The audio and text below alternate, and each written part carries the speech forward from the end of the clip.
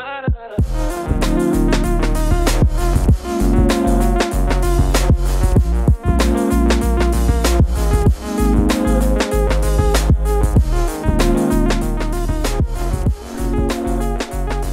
everybody. Welcome to the Chucklers podcast. This is podcast number 8.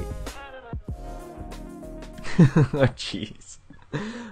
For those of you who are new, the Chucklers podcast is a casual conversation between fellow co-hosts Paul and I. My name is Omar. Paul. My name is Paul. Paul. Yeah. What's up? You want to check out who our sponsors are today? Yeah.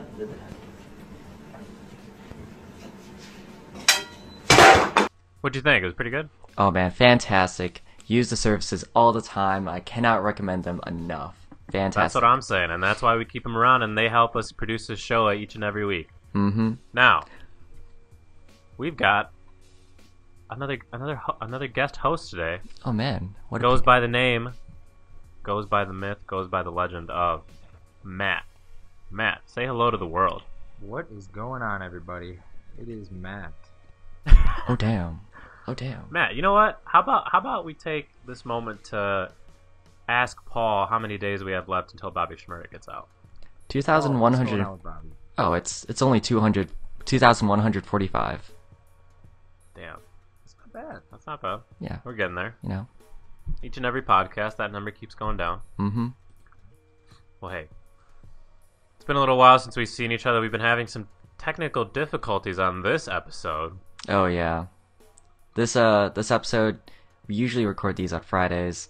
It's Sunday. But, you know, like, things happened, audio happenings, audio difficulties, but yeah, we're always trying to bring this out as soon as we can, which is why that we pre-record these things, which is why, if you do the math, some things might not line up. But that's fine. Oh, yeah. Yeah. It's a pre-recorded show, so that way we can maintain a scheduled program for those who actually tune in every day. It's not easy being able to do something like that when you have work and school and work and Matt. Yeah, that, and I don't know how I'd feel about being put on the spot live, you know, that's Oh, man. pretty intimidating. I feel like we should do a purely live show one time. Purely live. Yeah, I mean, like, all 5 people on that watch the show, like, as it comes out, like, would be online. It's like, oh, wow. We get some audience interaction. It'd be fantastic.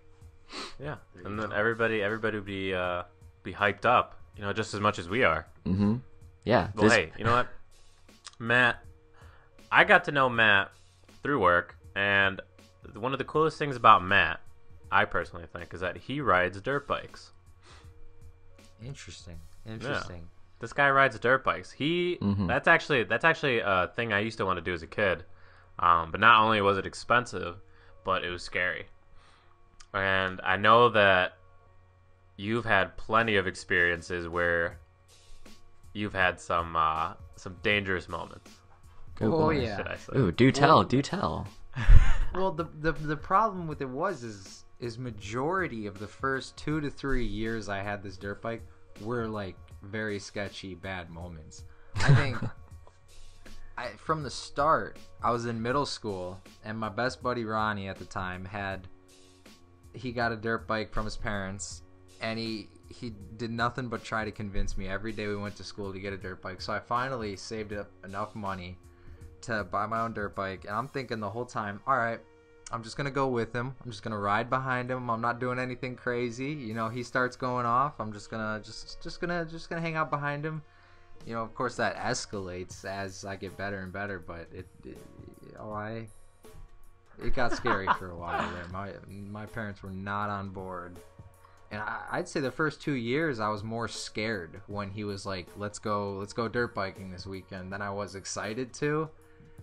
And then, obviously, after the falling and crashing went away, the excitement comes through, and now I'm actually excited to go. But no, yeah.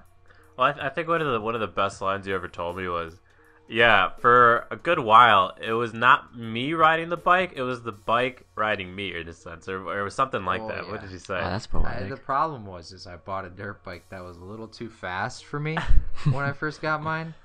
So you pretty much you don't realize the throttle like on your hand until you fall, and then you're like, wow, I probably shouldn't have been giving it gas right there. But no, yeah, my uncle who races, you know, those street motorcycles, those big ones. You have an uncle who races? Yeah. Who? He races a Kawasaki 1000. Kawasaki 1000 on the streets? No, on a track. Oh, okay. Legally. I was gonna say I also have an uncle who used to race. He raced back in Mexico. Yeah. He 2 weeks ago he just broke his collarbone for the second time. So I don't know how much longer he's gonna be doing that. He's getting pretty old. How long has he been doing that? 14 years. He used to dirt bike. That's the only reason I was able to get into it in the first place, because he was able to teach me. The first thing you gotta learn is how to fall, not how to ride. Yeah, that's the thing. That's what I tell a lot of people. I see so many people get injured from the weirdest accidents, and I think there's a genuine case to be made that you actually, at some point in life, need to learn how to fall. Because if you don't actually know how to fall properly, and I don't know, that sounds kind of contradictory. No, that makes sense. Right? It's this idea of if you flop like a fish when you fall on the ground, you could break something. Yeah. You have to be elegant about falling. Like with any physical sport, it's basically like you should know how to kind of fail doing that. So then, as you're pushing your limits, you know, just in case you push your limits too far, you're able to actually go again without you know, really hurting yourself. So like with biking, above that too is when you're comfortable with knowing how to fall, it takes away a lot of that fear in the moment before you do fall. When you do feel prepared for things like that, that was the hugest thing. The reason I was able to get past all that fear going dirt biking was that once I knew how to fall, I was like, well, I don't really need to be afraid anymore. So. Yeah. I mean, always practice safe, like riding and stuff like that. But you know, if you do fall, you should know how to do it. Oh yeah, I had a helmet on every time I was on that bike. I used it.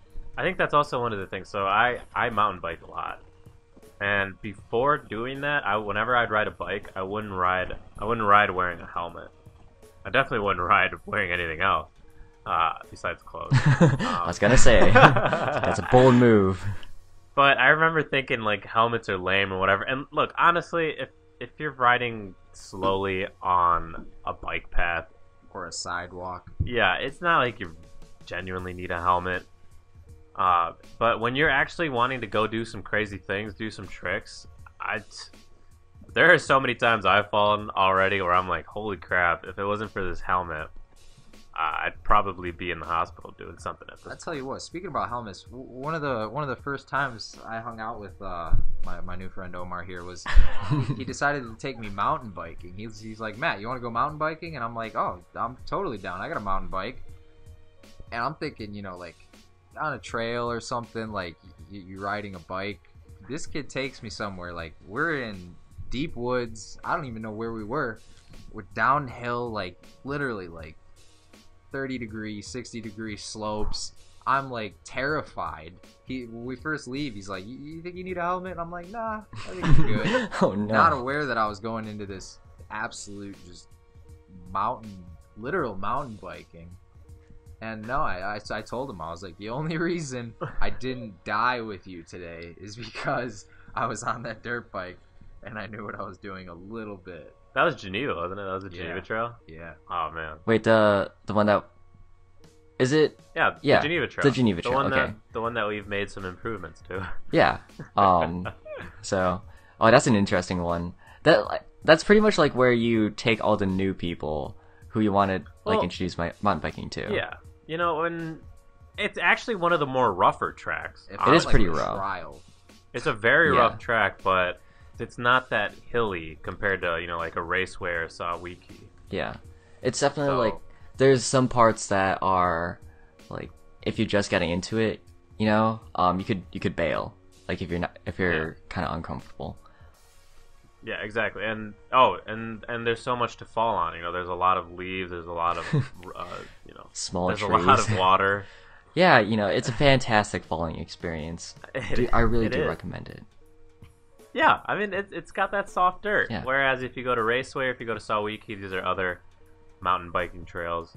It's pretty much stone or hard mud. Mm-hmm. Hard dirt, and if you fall, it's gonna hurt. Or even like dry trees. Yeah, Dry ferns. my most interesting falls were at Raceway, actually.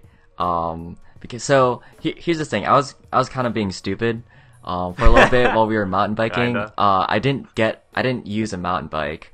I just used a road bike with cyclocross tires.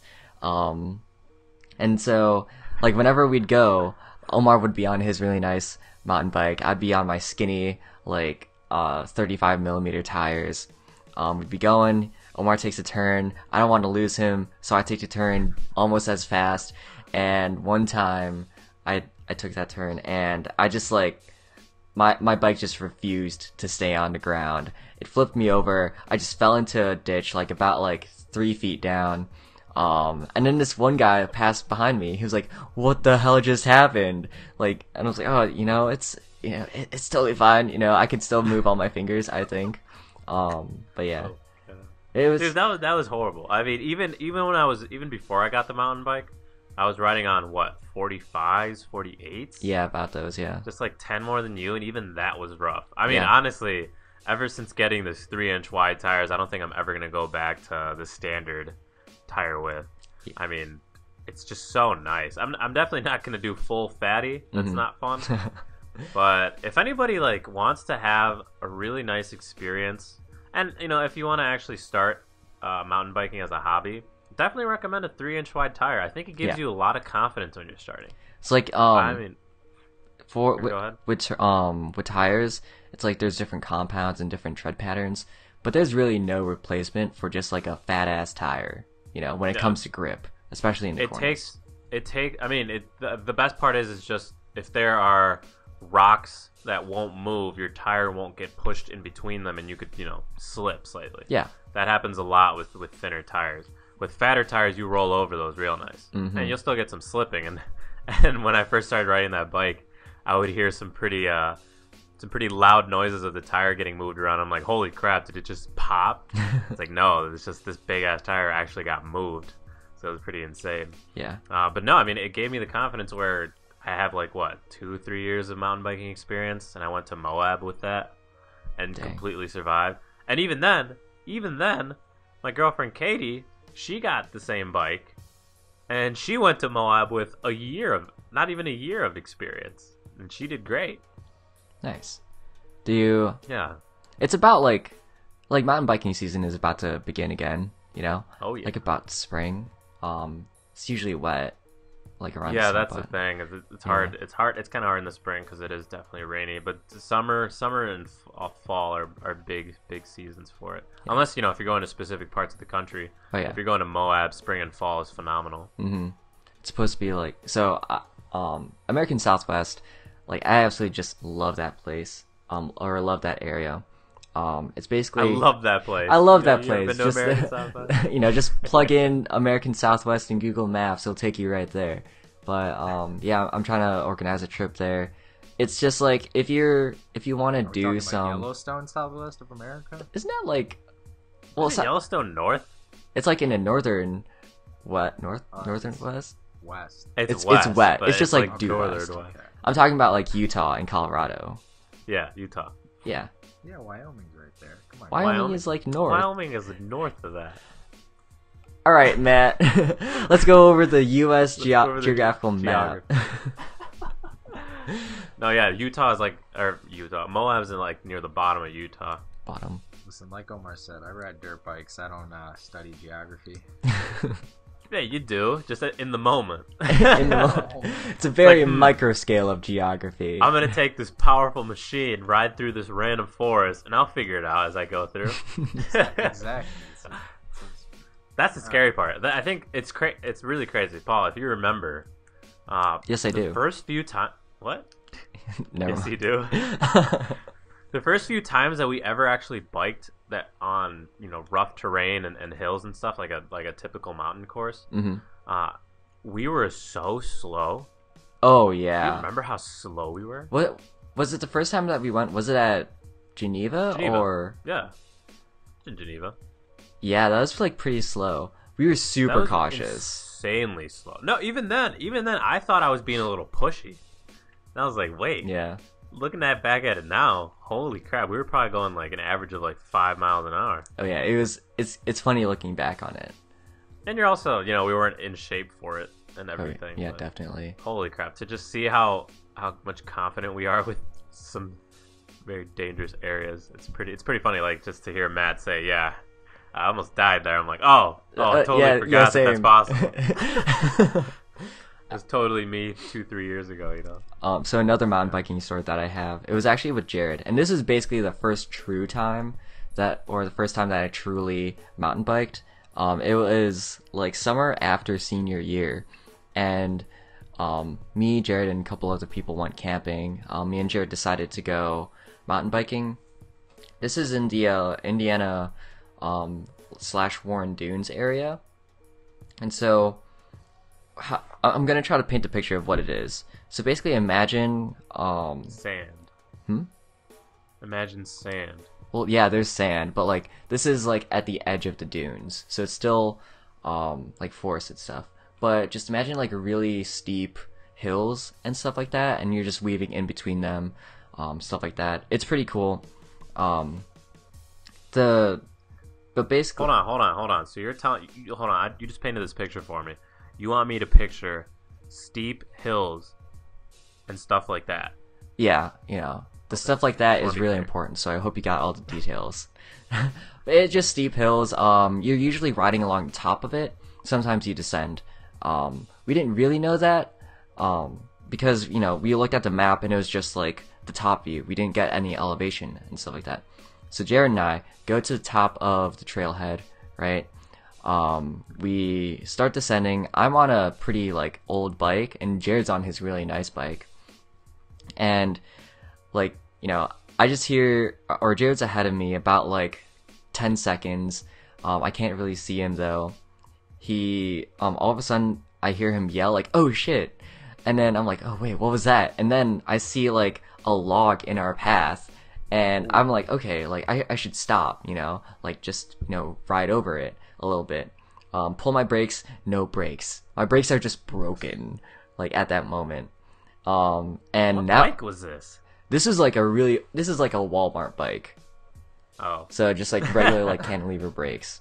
Now like because it's a downhill, going at a pretty like fast pace, and like now I'm like only a couple feet in front of the log at the bottom of the hill, and I just jumped the bike.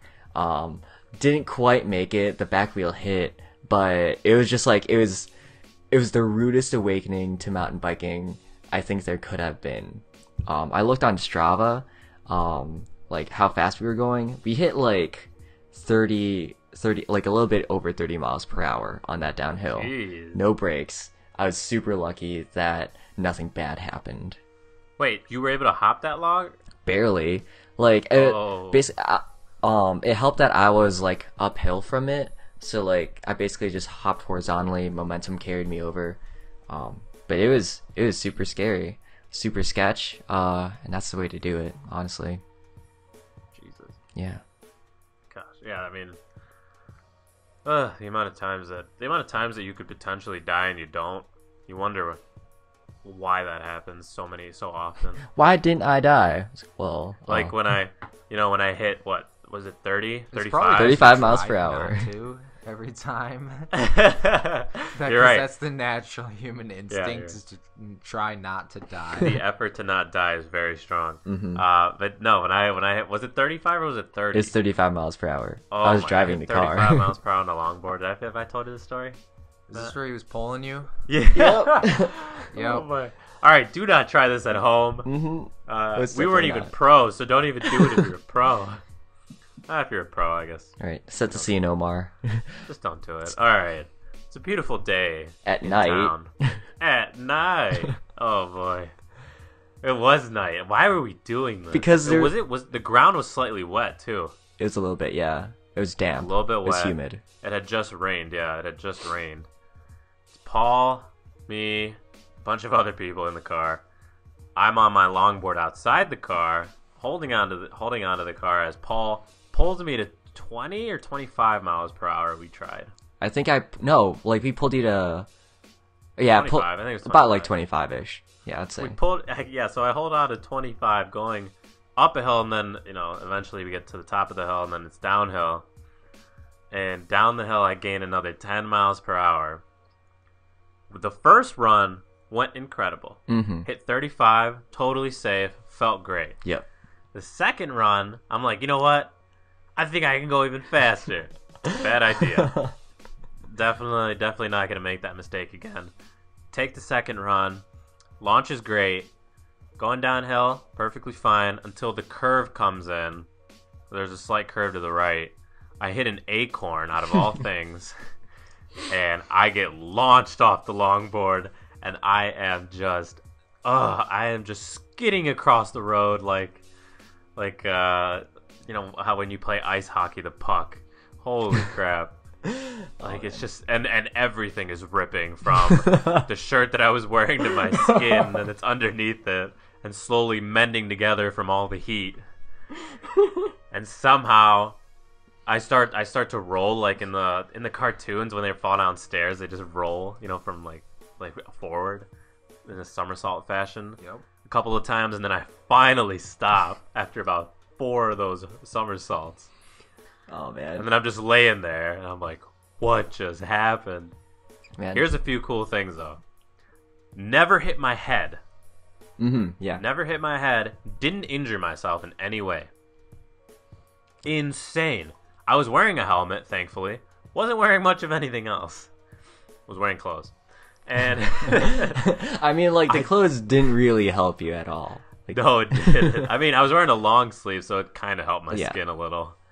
But man, no, I mean the helmet wasn't scratched. I was so surprised. You like inspired. No scratch on the helmet. So that's. I don't know how I did that. I think. But so I guess if I can just finish that thought. Yeah. Going back to knowing how to fall.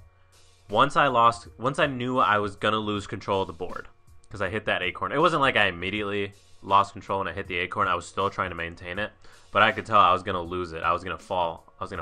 So what I did is I got very low to the ground.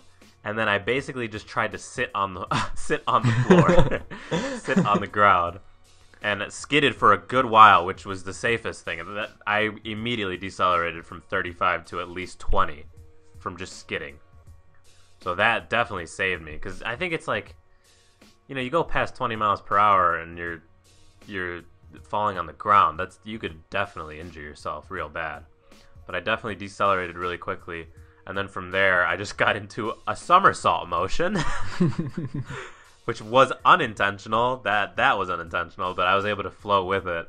I don't know. It was just the experience of falling so many times from other things where I was like, if I get low to the ground, there's a good chance that I'm not going to hurt myself. And thankfully, I didn't that day. Man, and then I'm laying on the ground. And Paul and everybody's flipping out. And I had to get up right away. I get up, and I'm like, oh, I'm good. And then the adrenaline kicks in. I'm like, All right. I'm going to tell the story from my perspective. So I'm in the car. I'm driving. Everyone's like, the car is full. And so just imagine a car full of people. We're pulling Omar up, right? We crest the hill. And then in order to see like how fast he's going, I basically am following directly behind him and just looking at the speedometer, right? So crest the hill. Omar starts accelerating. We hit 35 miles per hour. And then, like, we cheer, like, in the car, like, yeah, 35! But then Omar starts losing it, and we're like, oh shit. And then, like, we just see Omar eat it. Like, I'm following really close behind, so I kind of, like, slam on the brakes so then I don't run over Omar.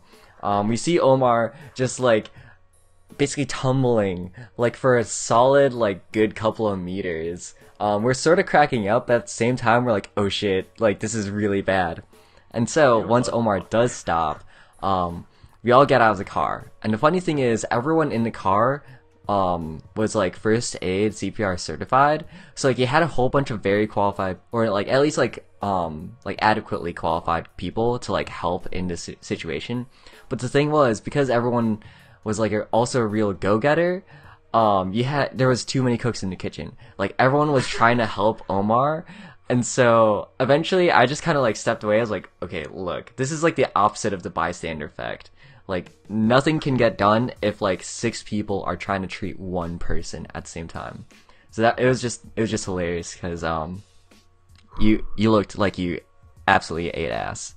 Like Yeah, that was a wild ride. oh yeah. Surprisingly though, didn't feel scared at all. Like even though I knew I was about to eat it, I was just like, well, what else am I gonna do? Just figure it out. Yeah.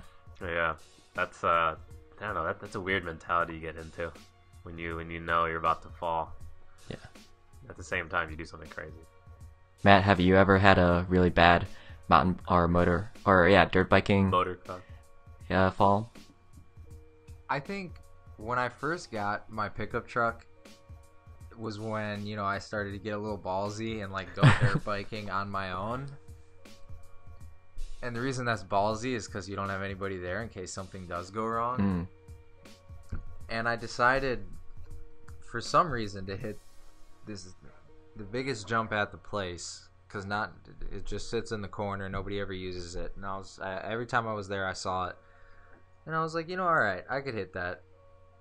And the reason it was sketchy is because there's no bridge in between the jump. It was one ramp to the other, so you couldn't underdo it, overdo it. And so I hit this jump and my back tire just ever so slightly clipped the landing ramp. Ooh. And launched the back of the bike up in the air, and it just completely launched my legs up off the bike. But for whatever reason, I didn't let go of the handlebars. Probably because I didn't want to go flying through the air. I don't know. This happened really quick. I didn't let go of the handlebars. My legs are flying up over my head. At this point, I'm like completely looking like straight at the ground. Like my legs are 90 degrees above me. Holy And when the bike finally does like come back down and lands, my legs swing from above my head all the way back down onto the bike, completely destroys my manhood. Oh no. Oh. But I didn't fall. I stayed on the bike. The bike rolled to a stop. I managed to not tip it over. See. And just out of so much pain right there, after I came to a stop, I let the bike fall. Just fell sideways and just sat there. I was glad it didn't go worse than it did. You were just paralyzed. If I let go, I would have gone flying through the air. It would have been so bad. You just but Supermaned in the air. pretty much. But no, yeah, that was one of those moments where it happened so quick. But like those decisions, like not to let go of the handlebars, you just make them. That's insane. Yeah, Probably if looked super had dope. it. Oh man. Yeah, you probably look super cool, man. You should have taken a video. Yeah. Man. Yeah. So falling, it's the it's the best way to learn how to not do things times. incorrectly. Look, that's the thing is that when you want to get good at something, you're gonna fall, Yeah. and it's that fear that stops most people. Like, I look at the Olympics. I'm like, how the hell did some of these people, get so good and weren't afraid of ever breaking a bone? Or how many times have they broken a bone already and they still do it? Steroids. That's like superhuman. Are you talking about that what's that guy who got caught in the weirdest sport ever? Curling? Curling, yeah, that curler, that dope. Oh, there's also I'm looking at the news right now. There's a Russian athlete who was like he wore a "I don't do doping" shirt like around the Olympic Park. He failed a drug test, so it's like Oh my god. it's just funny. It's like, dude, come on, like so. He thought okay, you know what? We have a really bad reputation of doping, so what am I gonna do that's a little different from everybody else, where I might not get caught? You know what?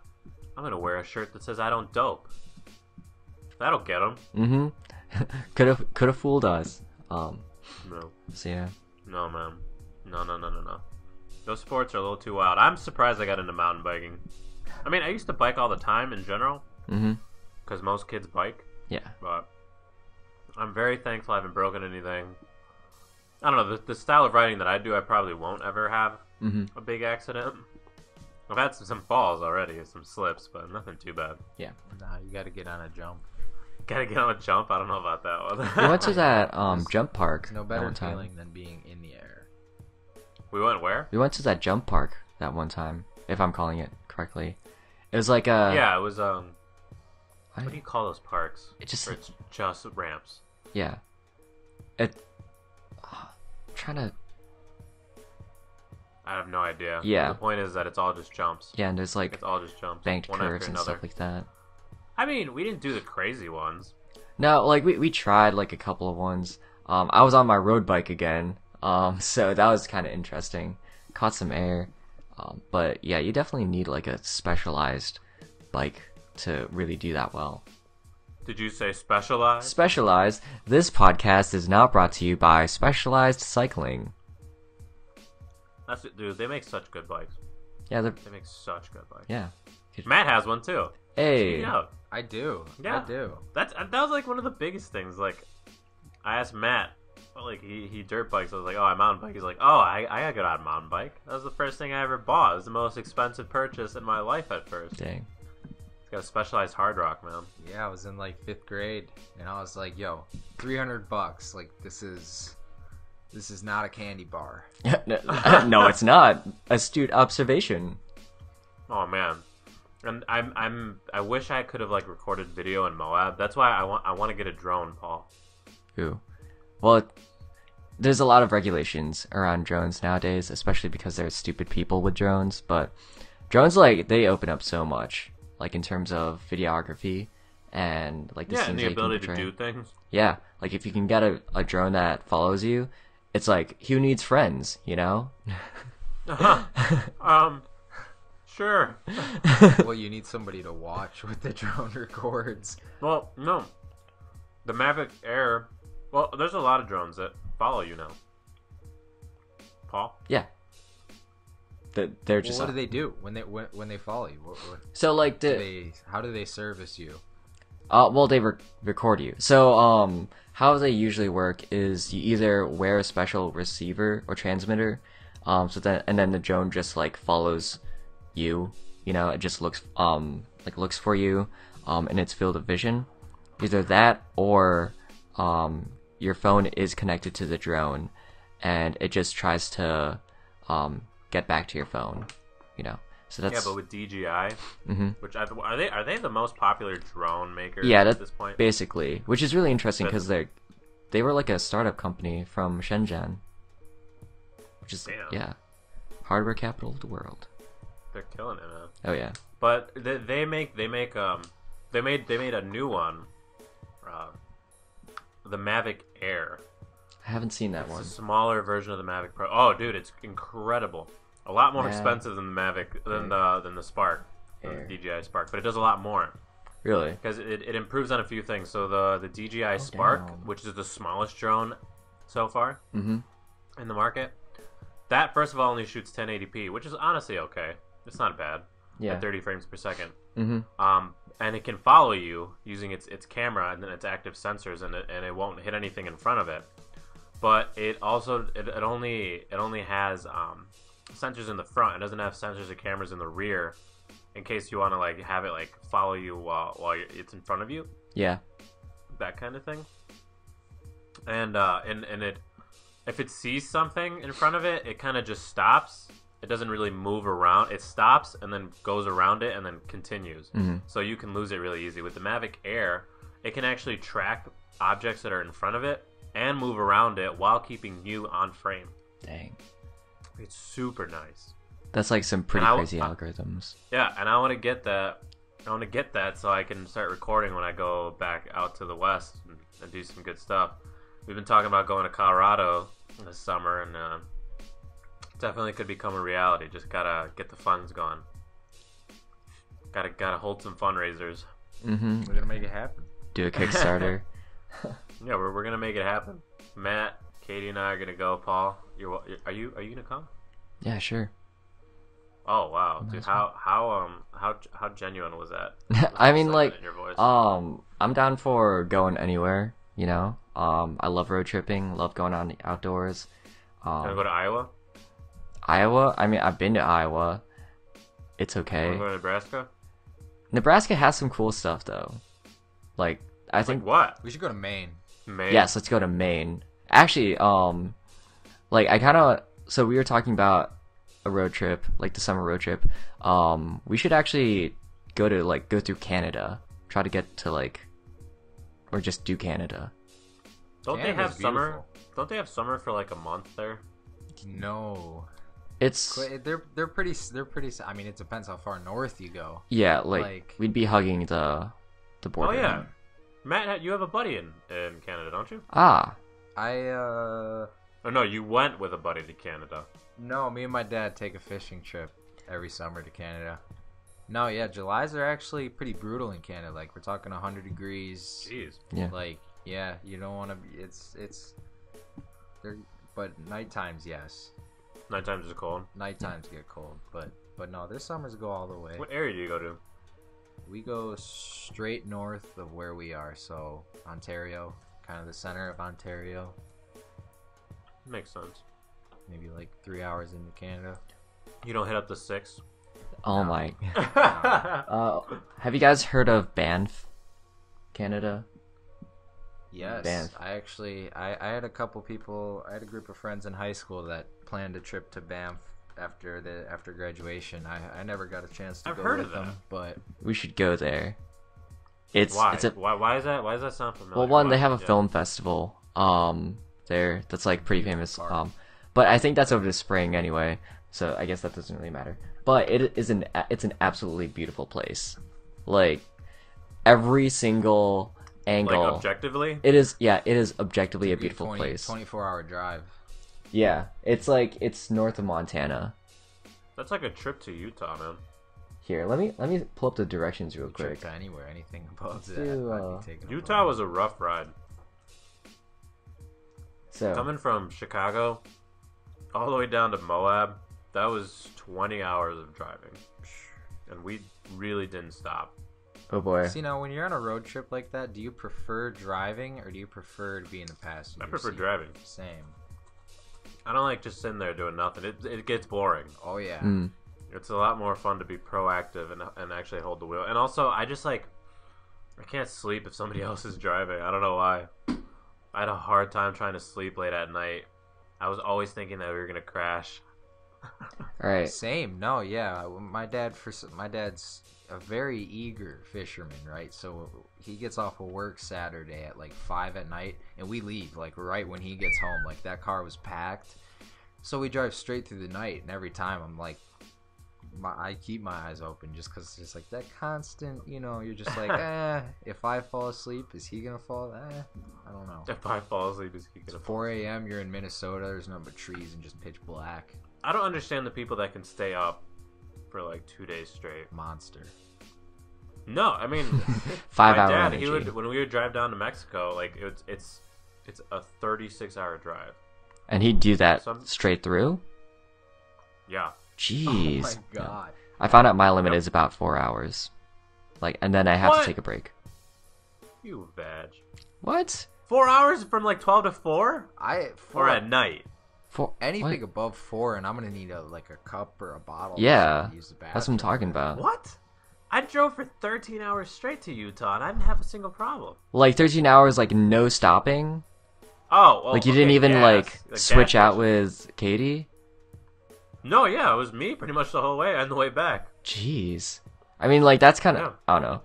I would switch. I mean, like usually it's mostly boredom, cause the places that I usually road trip through, Nebraska and Iowa, it's like, well, there's like nothing here. Wow, I bro. just See, get the bored. thing is too, is in the right car, I could go for a lot longer. Are you calling those cars drive over states, man? Well, I mean, like they have some nice cities, but like even people from there will admit that like there's a lot of just fields. What kind of car do you need to be always entertained, Matt? Describe us this magical An car. entertaining car. I mean, if I think a car that would. I think I've explained this to you before. A car that would make me 100% satisfied I want to be able to completely dump the throttle, going any speed, and the back tires to spin. Like, I think that's a good amount of power. Yeah, you were telling me like if I'm going 60. Right, I want to be going 60 miles an hour on the highway. I want to drop a gear and smack it, and then just start burning out on the middle of the highway. I think that'd be pretty Are there cool. cars that actually do that? You could probably tune it to make do it that. happen. Name one. Yeah. Can you name one? It'd definitely be a custom car. Or is it a custom? It's gonna be a custom mod. I mean, anything with over 600 horsepower, you'd have to Turn off the track. You'd have to change the car to a certain way for it to Okay. do that. Obviously, you'd Makes get sense. different tires. You'd get different ratios. You definitely can make that happen. Different ratios, like men and women. Right. So pretty much, I guess. All right. If you guys want to water it down, it comes down to like 600 horsepower is that's my That's mark. your go-to. Anything above that, I could spend 24 hours a day. So if you had like a 600 horsepower VW Beetle, That'd be fun. oh yeah, I could spend a day in that. That'd be hilarious to drive in. okay. What if you had a 600 horsepower Prius? Dude, to smoke a Rari in a Prius.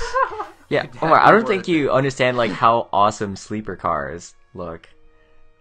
It's just I mean, there are certain cars where I'd be like, why do I want to drive this car? You know, like for example, a 600 horsepower Ford Fiesta. I mean, don't get me It'd be wrong. fun. I love the laugh factor of it. Like, holy crap, why did you do that to this car? I guess like But I don't think I'd, you know. the only satisfaction you'd get from that car is when you like just beat people like in races and stuff. Because at the end of the day, it's like, yeah, you're driving a Ford Fiesta, you know, I mean, the to other work and half stuff. of it too is those people that have that money to put it into it. At the end of the day, for a lot of cars, when you're driving that car, you're not looking at it from the outside. It has a lot to do with how that car feels, how that car drives, the weight and everything. So like something like a Ford Fiesta could be really good for a certain driver. I don't know. Yeah, definitely. I don't know. You can't really judge a book by its cover all the time. Yeah, you're right. That's why I drive a Ford Focus. It's my kind of car. Yep. There you go. Fits a 5'11", 200-pound man. Real comfy. That's in the specs. It's in the owner's manual. It's like will fit. So It was perfectly made for a guy like me. I mean, what Ford Focus do you look at and not see, you know, a 5'11" 200-pound man chilling in it? It's just the standard car for us guys, you know. That's why Jake drove a Hyundai Sentra. Sonata? No. Well, let me ask you. I mean, Go that ahead. car for one thing withstands how many watts is that sub putting out? Oh my god. I mean, It the is shaking that you put that car through for it to withstand that. That's okay. That is pretty funny. That is pretty funny. The fact that I modded the audios. I put some nice components in the car, and nobody really expects me to have a system. in a It looks Ford like your Focus. average sedan. You hop inside, and it's like just absolutely stepping get into your a- mind melted yeah, by it's- the I sound don't even waves. remember how many watts I'm putting out. I don't remember. At least one. I think At is least it 1,000? I think it's 1,000. It could be. I'm looking at because when it comes to audio equipment, as basic as this might sound, I just like Alpine. I think Alpine's a really good brand. I can't go with pretty much anything else. I used a freaking Kenwood stereo unit, and I'm definitely not living up to that one because it always goes out. It's annoying. So I'm definitely gonna replace that with another Alpine component. But yeah, I think it's funny. Somebody new that I meet, and I just blast, and they're like, "Oh shit, Man. didn't expect that one there." Like, yeah, man, I always blast Bon Iver. You know what's up? Just absolutely turn it down for Boney Bear. Just turn it up whenever Flume is playing, man. You know what's going on. You know what's going on. We're getting deep. Yep. It's fun riding in your car when like it's absolutely like blasting music. You know. Although well, it does. Go ahead. Oh, I was gonna say, like, it's absolutely fun, but if I'm trying to have a conversation with you in the car, it's like I shout, and then you're like, oh, what's that? Turn down the volume. Almost every time. Has its downsides, but I think, like, having a super dope audio setup is so worth When it. you meet somebody new, I think you can tell a lot about a person, about how they, what kind of car they drive, and how they take care of it, how they have their setup. I can't exactly pinpoint certain things, but I feel like, for example, if someone were to meet me, maybe they think I'm just like, Fuck I boy. don't know, some normal dude. Oh. I guess. What? What? I think I'm just some chill. I mean, I don't know. Here's a good Matt. When you first met me, what kind of guy do you think I was? Okay. When I first met Omar, oh man, Really thinking about this? It hasn't been that long. I don't know. He asks a lot of questions. So like, definitely not a quiet guy. Definitely an outspoken guy. Curious, huge curiosity. I'm blushing. I don't know. Other than the outspokenness and the curiosity that drives how outspoken he is, I'd say active is the main one. Okay. Well, see, I was hoping you would say something like, all right, well, he seems like a pretty chill dude, pretty normal. Because I was going to say, I drive a pretty normal car, but then you get in it, and I show you what I've done, and it's like, okay, there's a little more to this than just the average Joe. That totally backfired. I would say if you're thinking like that, I would say I definitely saw you as somebody who follows rules. Ah. But now that I'm getting to know you a little better, I'd say you do create your own. To say the least. Oh, how about Paul? What's What up? kind of guy is Paul? We're going to learn about each other, Paul, through Matt.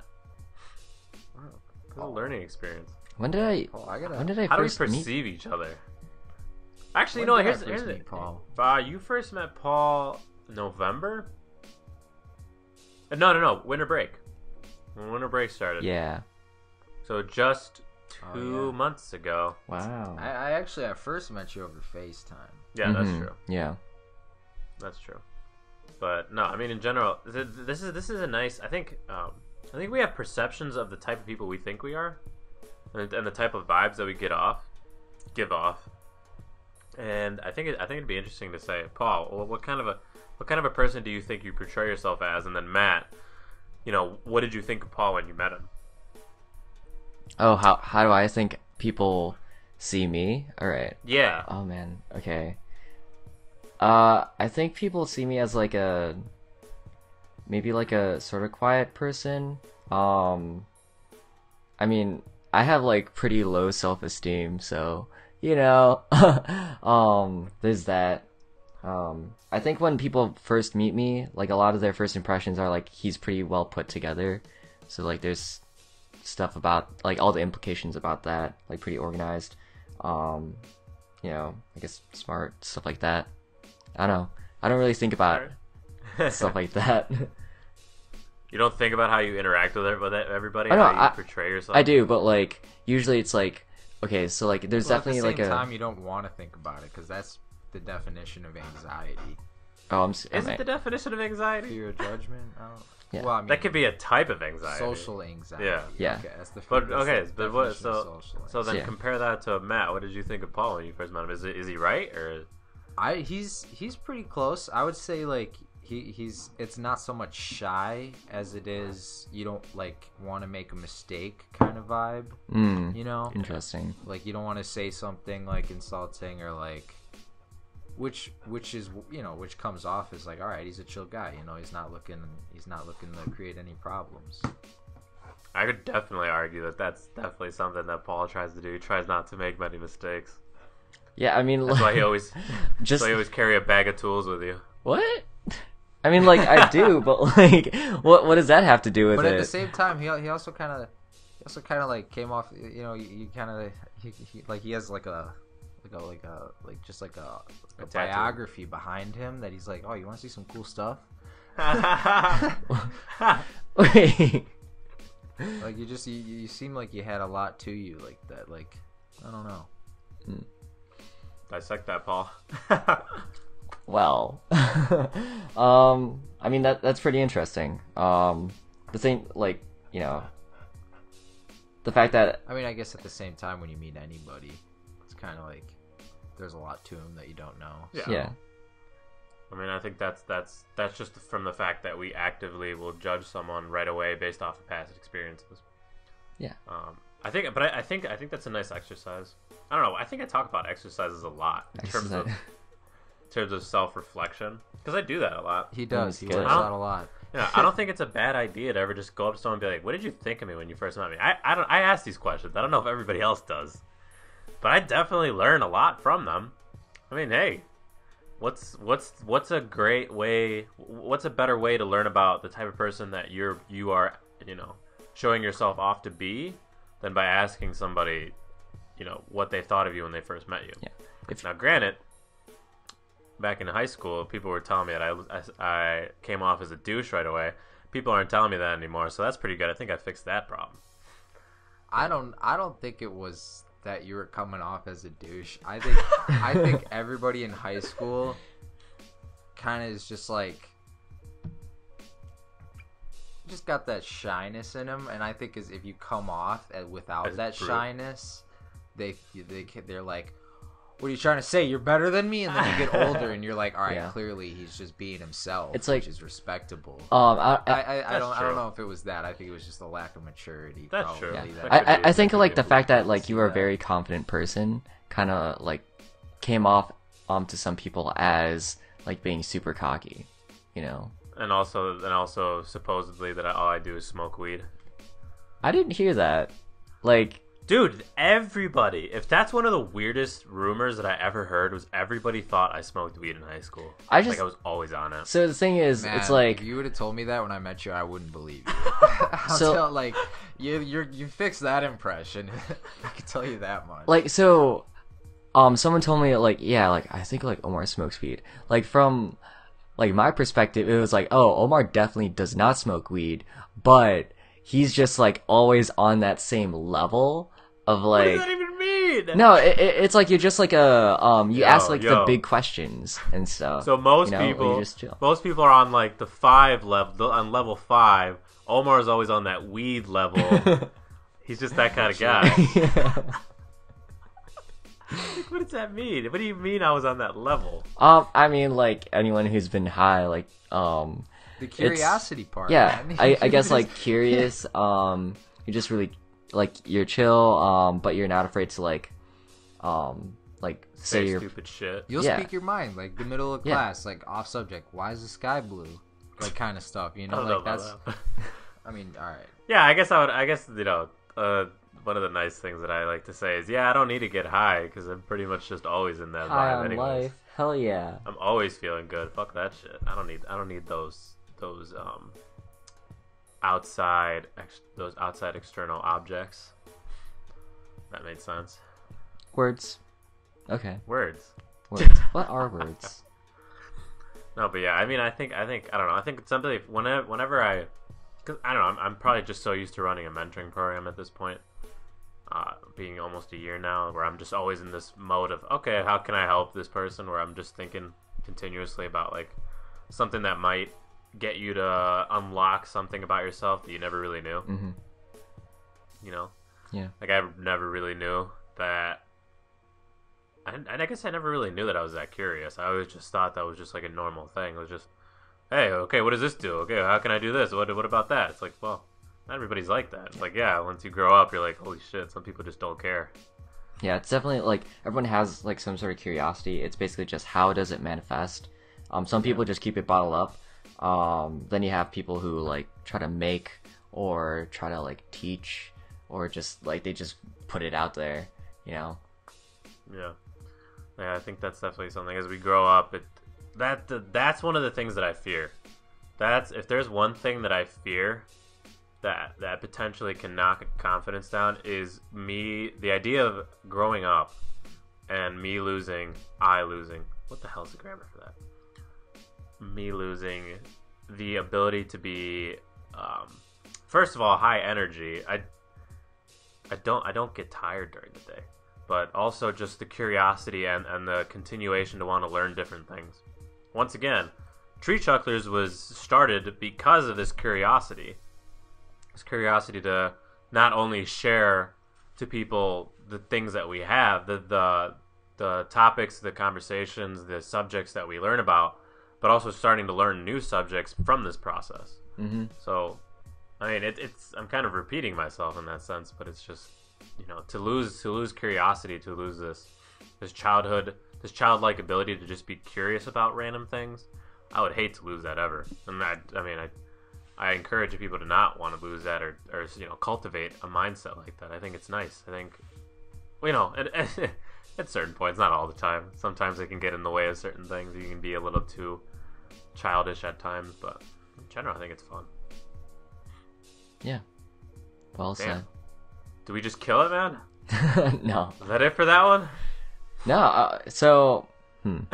I had a couple of random thoughts that I wanted to share, but like. All right, we'll move into random thoughts. So this is just like gonna be. It is on the same level of like, curiosity. I guess I'm just gonna roll into it. All right. So yeah, sure. A question I'd like to ask you guys. Targeted towards Matt. Targeted towards Matt, because Matt's not used to random thoughts. So let's get into it. Well, he's a meditator, so he's used to random thoughts, but not the podcast random thoughts. All right. So, here's a question for you, Matt. So I'm just gonna say the entire question, and then if you need clarification, there's that. Will do. What do you think is the worst problem faced by the most number of people that an ordinary person can actually make a difference with? That totally wasn't scripted. I'm reading it. I wrote it down. So you're saying... Repeat it again. Repeat it one more time. That's a very lengthy question. What do you think is the worst problem faced by the most number of people that an ordinary person can actively make a difference in? So I'll give you an example, right? So, one of the worst problems, like, faced, I guess, like, in, like, that could face humanity is, like, just some sort of super virus, right? It's, like, I mean, sickness is being experienced by, like, everyone, but you as an individual can't really do anything to stop that, right? So that's on one end of the spectrum. Now, another example is, like, let's say... World hunger. Yeah, like world hunger. Like, again, like... Because you can actively help stop that problem, in a sense. But, like, your individual impact would be very small. Yeah. Unless... So what he's asking is... go ahead. No, well, if you can explain it another way. I was just going to say, like, he's saying... What's one of the biggest problems you see in the world that you think you can fix yourself? Right, Paul? Yeah, basically. Oh, okay. That I myself can fix. Yeah. That you can actively work on and solve. Do you want him to solve it? Well, just like a hypothetical. Okay. Like, what do you think you could have the biggest impact on? What's a problem you see with pretty much everybody that you think you can fix? I mean, see, the problem with that question... Damn. I hate to start there.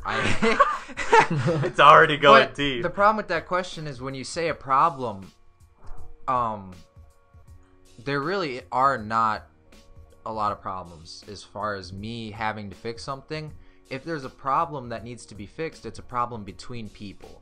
And if there's a problem between people, that's not something one person alone can fix. That's something that the people involved with the entire problem needs to fix. So if you were to pick hunger,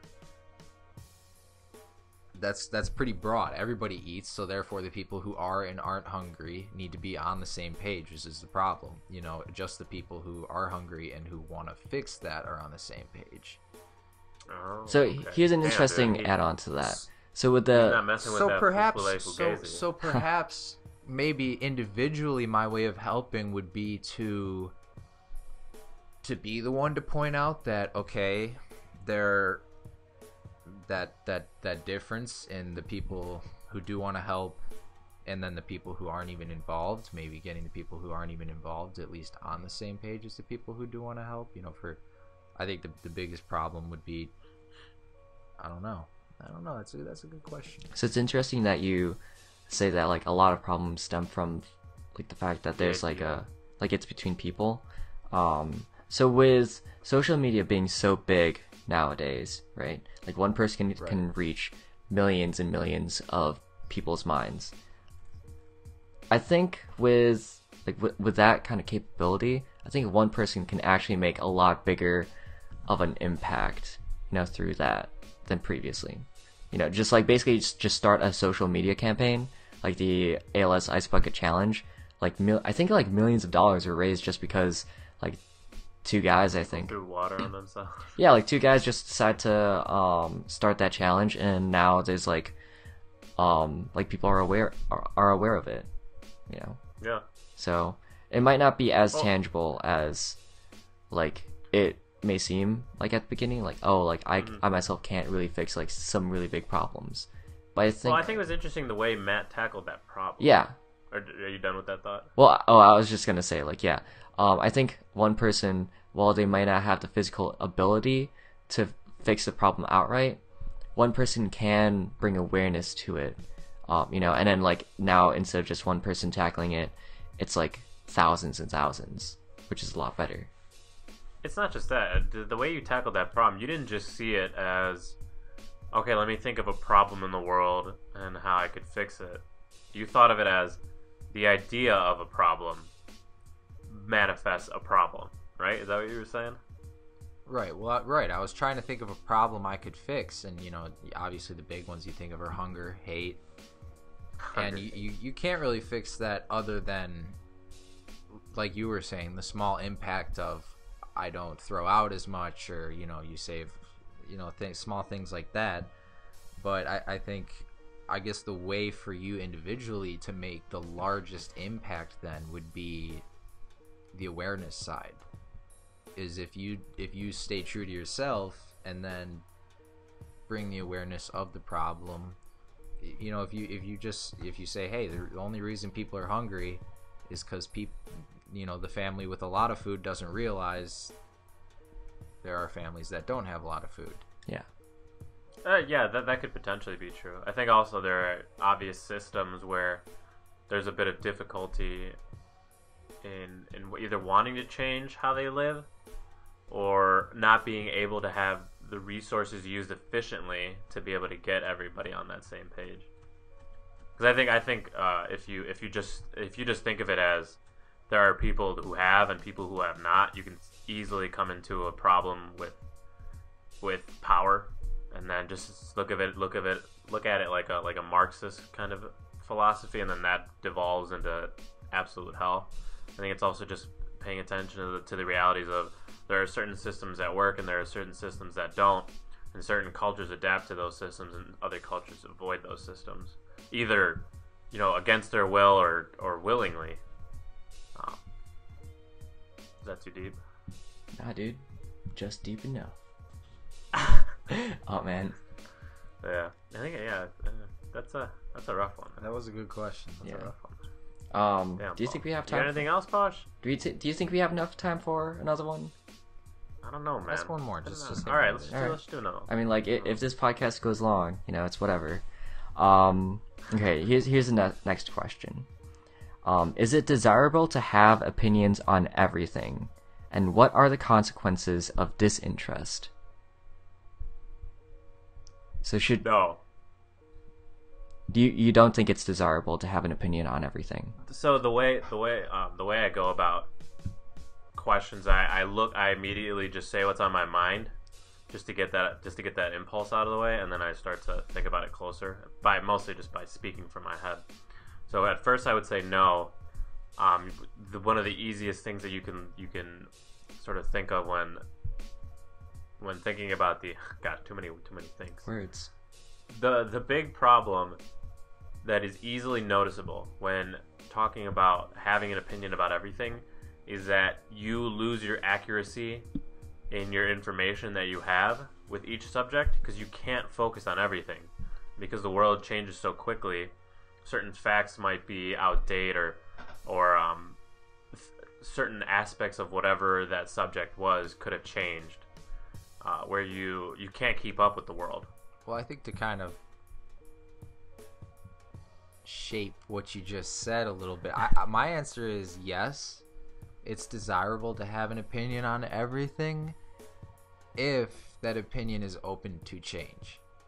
That's true. Yeah, I mean, I think if you actually keep a genuine open mindset, not just, you know, when some people say, "Oh yeah, I'm open-minded," but then they say something that you don't agree with and you get all pissed off. if you keep an open mindset where if you actually see the facts and the figures and you say, okay, the logic here is actually thorough. So yeah. I mean, even though I believe this, I think it's time to switch the mindset a bit. Yeah, that's healthy. If I may, the way I see the question is, I'm trying to get involved in way too many things, and I can't. I don't think it's humanly possible to do that at this point. Yeah. So to have an opinion on everything, you would have to make up your opinion on a lot of things. Like if you were to ask me, what's your opinion? It's kind of hard to think of something you don't think about a lot. What's your opinion on kite flyers? It's like, well, I haven't really thought about it, but I don't know. They spend a lot of time outside staring at one thing. Like, that would be my immediate opinion. It's very raw and it's very ignorant in a sense because I have no idea about kite flyers, kite competitions, the culture of the culture of kiting. Yeah. So you get what I'm saying? Yeah. So I think I think we're all like pretty much in agreement. I'd like to develop Matt's kind of stance a little bit further. So yeah, I do think it is desirable to have an opinion on everything because you should. I think naturally you do. Yeah. Well, hold on. Let me finish my thought. The way Let me finish my real thought. Quick. Let me finish my thought. Right. All right. So, sorry. So, it's basically like if someone, or how I kind of interpret like having an opinion on everything is like to a degree. Obviously, with like the kite flying thing, it's like, all right, that's okay. You don't have to have like a super solid opinion on it. So I think that you should, if someone presents like a topic to you, like you can give your opinion on it, right? But you have to keep in mind that some people's opinions matter more than others, which is basically like how, if I can explain that further, it's like experts, they're obviously more qualified to be talking about their field, and they can give their opinions on certain topics within their field. You can also give topics about that field. For example, like I have an opinion on quantum mechanics, and so do professional physicists, right? But like the physicists' like opinions matter a lot more than mine, like in the grand scheme of things, because there's backing behind it. And those opinions are usually backed by facts and knowledge. Yeah. So it's kind of like, I don't know if this is a term, but like a loaded opinion, where you already know a lot about it, where you can actually make an educated guess about something. Yeah. It's like there's backing to it. Like so you are allowed to have opinions about everything. Just keep in mind that sometimes your opinion doesn't really matter, Yeah. Like I don't think the world cares about what my personal opinion about penguins is, It's like, okay. I could try some penguin meat. I'd love to go to the Antarctica and mess with some penguins. Jeez. Too many Hanna-Barberas running the lines. Yeah. What I wanted to tackle was, I think you worded the question weirdly. Okay. And I think it matters. You said, is it desirable to have an opinion on everything? So that bears the question, do you want to be like to Ferner, maybe just to be a little too strict on the definition of it. What you're saying in that question is, do I personally want, do I feel a need to have an opinion about absolutely everything?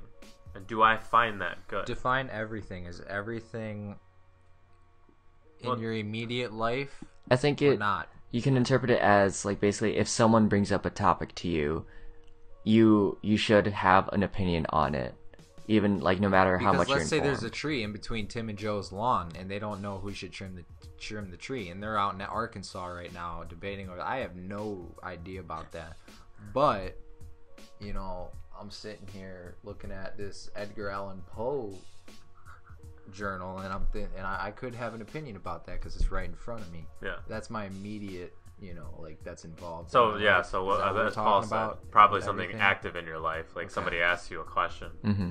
more so than just. Well, yeah, I guess the only way you could actually do that is if somebody were to ask you something. Yeah. you wouldn't, like you said, you wouldn't know if there's a Joe and Tim fighting over a tree. Right. It just wouldn't be possible. It wouldn't be Right. conscious about it. I think I don't know. I guess I have more of a minimalistic mindset where I don't need to have an opinion about everything right away. So if somebody were to ask me about something random, I'm totally okay with just I'm starting saying. to side with Omar here. Yeah, you don't need to have an opinion. I'm trying to say is, if somebody asks me about something I have no idea about, I'd rather say, bro, I gotta be honest, I have no idea. Yeah. Well, see now, Paul. Let me tell you this: if you have an opinion about something, is it really your opinion, or did somebody just Tell you. tell you something to the point of influence to where you're on their side for the time being? Which can happen a lot. Well, okay, so if we 2 against 1 right now. No, I'm kidding. what? Okay. I mean, So, like, like, what it's- opinions are just like your personal viewpoints on it that aren't necessarily facts, right? If someone gave me a whole bunch of facts about something, I can form my own opinion on it. If someone gave me their opinion on something, that's just like their opinion, man.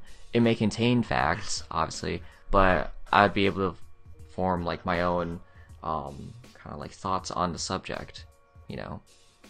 So in asking like our opinions, basically just like parroting someone else's words, it's like, well, it sort of depends.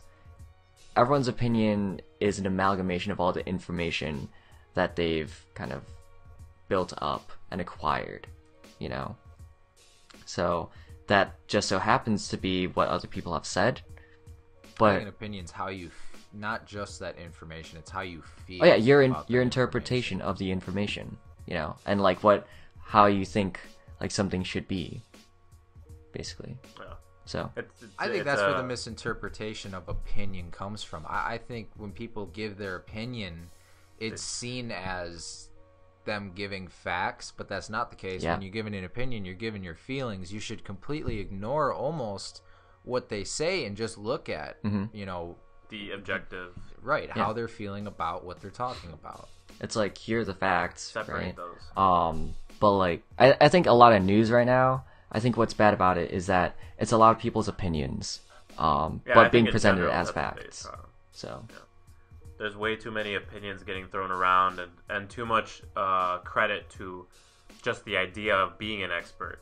Like, just because you're an expert does not mean that you can't be wrong about something. It's very unlikely. You know, it's very unlikely that you will be wrong about something. But there's always that opportunity to find something new about whatever topic you're an expert in. And I think in order to have an honest, open society, you need to be able to say, once again, hey, I don't know everything, you know, and that's fine. And I'd rather say that I don't know anything than lie about it and start throwing around these supposed facts, which could honestly just be opinions. yeah, it's pretty true. So boom, yeah, there's that question Boom, for you, roasted. Paul. There's that question. Boom. All right, well, hey, it's been an hour and 15. That's actually usually what we average. Yeah, usually. An hour and 15.